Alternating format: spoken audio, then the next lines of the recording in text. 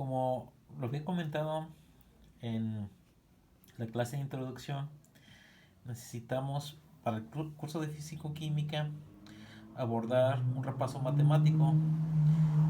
Dentro del repaso encontramos lo que es la derivada. Las derivadas vamos a verlas en muchas de las ecuaciones de físico-química.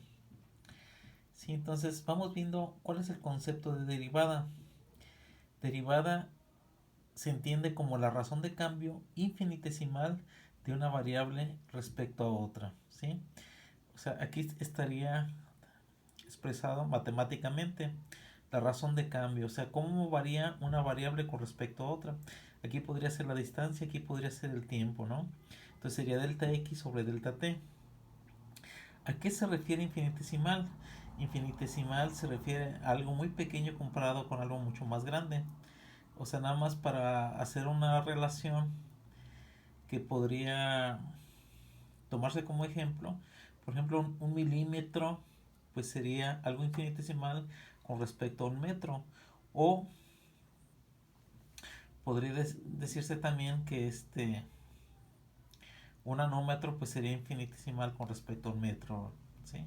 O un metro podría ser algo infinitesimal comparado con un kilómetro o 100 kilómetros, ¿sí?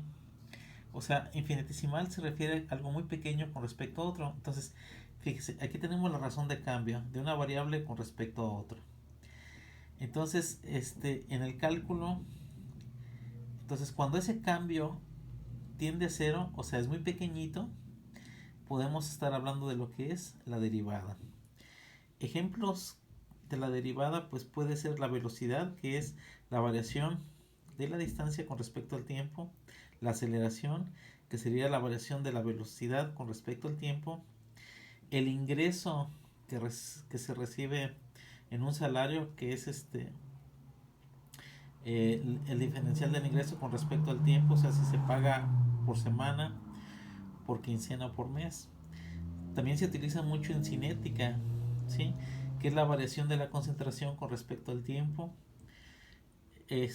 Lo podríamos utilizar para el cambio de temperatura con respecto a la altura cuando uno está pues subiendo una montaña, ¿sí? O el cambio de presión con respecto a la altura si uno digamos anda en el océano y se está sumergiendo, o también la variación del volumen con respecto a la temperatura si estamos utilizando un termómetro de mercurio, ¿sí? Esos son ejemplos de derivadas. Hay muchos ejemplos más en la vida cotidiana. De manera gráfica, una derivada se entiende este, dentro de la función sería la línea tangente a la curva, ¿sí? Aquí yo tendría la derivada en este punto. Si se fijan, al sacar la línea tangente yo lo puedo descomponer en un triángulo rectángulo y pues yo tendría aquí delta f, que sería la función, y delta x, ¿verdad? De tal manera que esa derivada pues sería delta f entre delta x. Siempre y cuando pues eso este, fuera muy pequeñito, ¿sí? ¿Cómo se puede obtener ¿Cómo se puede obtener una derivada? Bueno, si son datos experimentales, o sea, si son puntos, así, aquí por ejemplo tengo la temperatura con respecto al tiempo, pues lo que voy a hacer es que la derivada, pues lo voy a poner como incrementos, ¿sí? Ese incremento sería delta t entre delta t, o sea, delta de temperatura entre delta de tiempo. Sería la temperatura, por ejemplo, I más 1 menos la temperatura I. Y el tiempo I más 1 menos el tiempo I, que podría ser la temperatura de 2 menos la temperatura de 1 y el tiempo de 2 menos el tiempo de 1.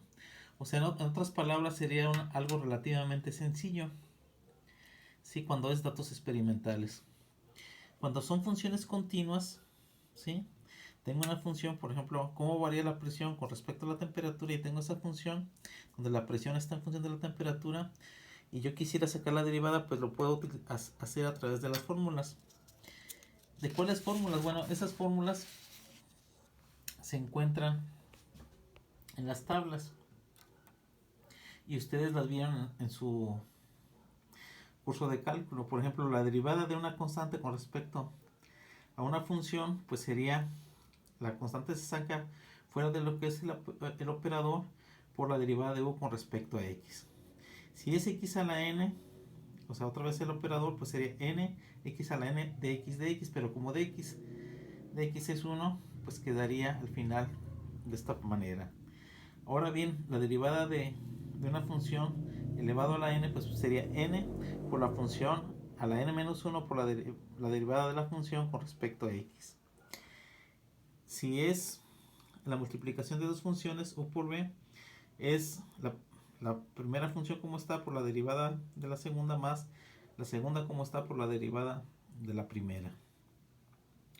Con respecto a la función de e a la x, pues es e a la x, ¿verdad? Y sería de x, y este sería e a la x.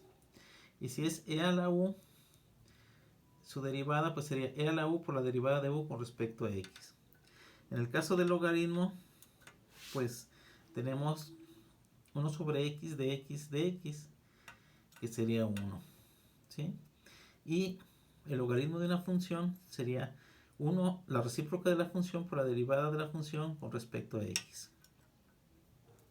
Ahora bien, ¿qué pasa si queremos encontrar lo que se conoce como diferencial total?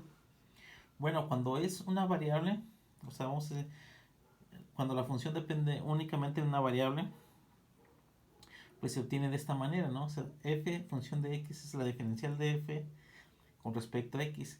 Pero si estamos hablando de dos o más variables, por ejemplo aquí, que es la función de g, que es función de x, y y z, lo tendría que expresar de la siguiente manera, ¿sí? El diferencial, o sea, el cambio total de g sería cómo cambia g con respecto a x manteniendo y y z constante. Y esto se conoce como una derivada parcial. ¿Sí? ¿Por qué? Porque nada más quiero ver el cambio de g con respecto a una de las variables, que en este caso sería x. ¿Sí? Entonces la diferencial total de g sería la parcial de g con respecto a x, manteniendo y y z constante por el cambio de x, más la parcial de g con respecto a y, manteniendo x y z constante por el cambio de y, más la parcial de g con respecto a z, manteniendo x y y constante por el cambio de z. ¿Sí? Entonces este concepto de la derivada parcial pues lo vamos a utilizar posteriormente. Muchas gracias por su atención.